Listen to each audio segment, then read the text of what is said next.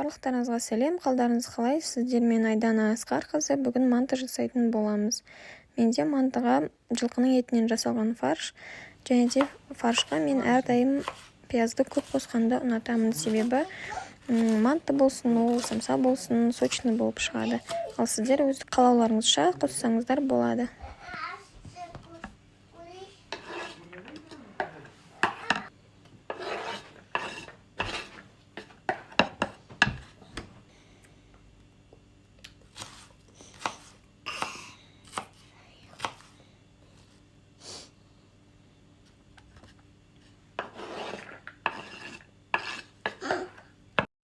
Барлық ингредиенттерді салып болғаннан кейін татымына қарай тұз, бұрыш, паприка барлығын қосып алып араластырамыз. Көрсей? Фаршын жасап болғаннан кейін тестасын жасауға көшеміз. Мына жерде мен жылы су алып келдім. Жылы суға шым-шым тұз және де бір жұмыртқа қосып араластыратын боламыз.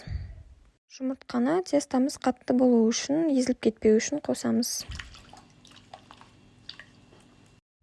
Жұмыртқалы массамыз дайын болғаннан кейін ұнды қосатын боламыз. Мен көз мөлшермен қостым. Грамдап қанша екенін точносын білмеймін.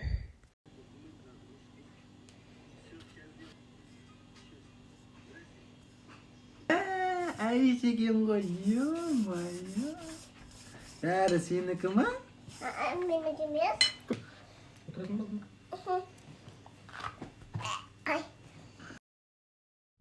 Осылай қатты тугой тесто дайындап 5-10 минутқа демалуға қойып қоямыз. Тестамыз демалып болғаннан кейін осындай әп-әдемі болып шығады. Оны 2 бөлікке бөлеміз. Ол 2-ге бөлінген тестаны тағы да 2 немесе 5 минутқа қойып қоямыз демалдыруға. Содан кейін ол тестоның әрқайсысын жұп-жұқа етіп жаямыз.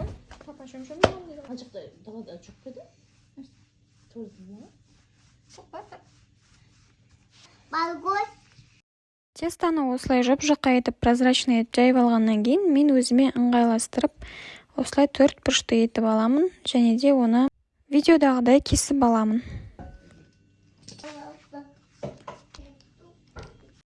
Содан соң ол кесілген қамырларды осылай жайып тағы да 4 бұрышты етіп кесіп аламын.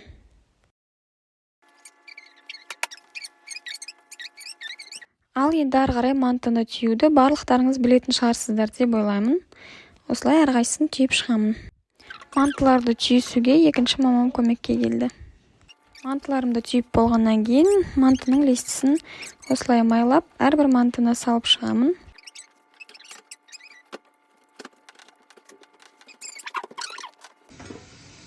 Одан кейін қайнап тұрған суға 45 минутқа қойып аламын. Енді тұздығына көшейік. Тұздығына мен кішірек пиязбен бір сәбізді қолданамын.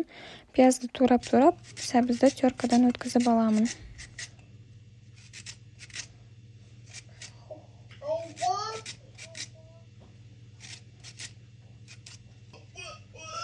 Одан татымына қарай тұз, бұрыш, паприканы қосып, кішкене сұйық май қосып, кішкене қайнатып аламын. Міне менде осындай сочный, әдемі мантыларым шықты. Ал бізге ас болсын. Жасап көріңіздер, барлықтарыңызға ас болсын.